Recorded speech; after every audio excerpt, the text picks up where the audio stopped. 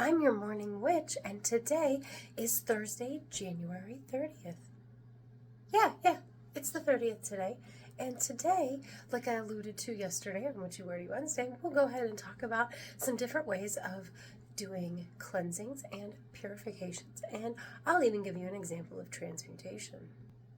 So in the craft, we can cleanse with smoke, like we can sain with different herbs of your choosing, and for different reasons, the properties that those herbs give us, and you know, uh, we there's other ways of using smoke for cleansing. I mean, honestly, you can do cleansings with smoke.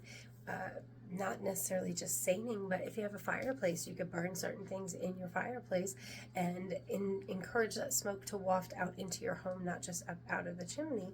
Although you could also do it for up out of the chimney to cleanse things out and bring them away from you. Anyway, we'll get into that later. You can also use water for cleansings. I mean, that does seem self-explanatory, but we're going to cover all of it, right? So water for cleansings, just like you would clean your house with water, right? You can use water for the purifying and cleansing properties that it has to use in your cleansings. You can use regular water. You can use water that has been charged under the moon. You can use water that's been charged on the sun. It all depends on what you're doing your cleansing for, about whatever your preferences are. Like, I highly recommend always going with your intuition when it comes to these things.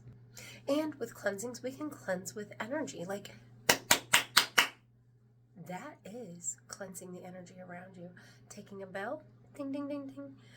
That is energy. So noise can be cleansing and or energy, however you want to look at that. So two things can be true. They can be seen separately, however you see it, but noise and energy can be used for cleansing purposes. Now, whereas in a cleansing, we can use smoke. For purification, we want to use fire. Fire purifies. Water also purifies, but it has to have the specific intention for that. And you would want blessed water or charged water for purification versus just cleansing. So remember, purification is removing all of the energy and taking something back to its original state of energy. It's cleaning out all impurities, cleaning off all the attachments. It is purifying something back to its original state before anyone's intentions were ever applied to it or anything like that. So you want something stronger than smoke. I mean, you could use smoke for purification if you wanted. I would recommend fire, and that doesn't mean burning it, right? You can put something through a candle's flame and use that fire purification. It does not have to be burned. Honestly, I would think burning more along the lines of transmutation, and we'll get there. For purification with water, like I said, I would definitely recommend using charged water or blessed water, water that you have infused with herbs meant for purification, like maybe water that is infused with dill and basil would be great for a purification ceremony with water. Now, transmutation is generally something that we do in spell work, honestly, because transmutation is taking something down to its base state of energy and then changing that energy and using it for our manifestations and our own intentions, okay? So think about transmutation in the sense that when we take a bay leaf, we write our intention or maybe something we want to release on that bay leaf. Then we take that bay leaf and we burn it in fire. So we are changing not only we're purifying it with fire, but then we are changing the state of it by actually burning it down to ash.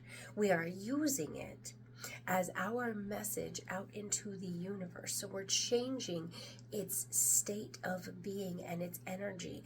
We're using the base energy of it, but then we are changing it on top of that. And that is what transmutation does, is it takes energy, it takes the base natural state of something's energy, and then it transmutes it, it changes it based on, usually in this sense when we're talking about witchcraft, based on a practitioner's wants, desires, needs, choices, whatever the right fill in the blank. I don't want to presume why anyone practices the craft, but quite often those would be your base reasons of doing transmutation. Yeah, so happy Thursday.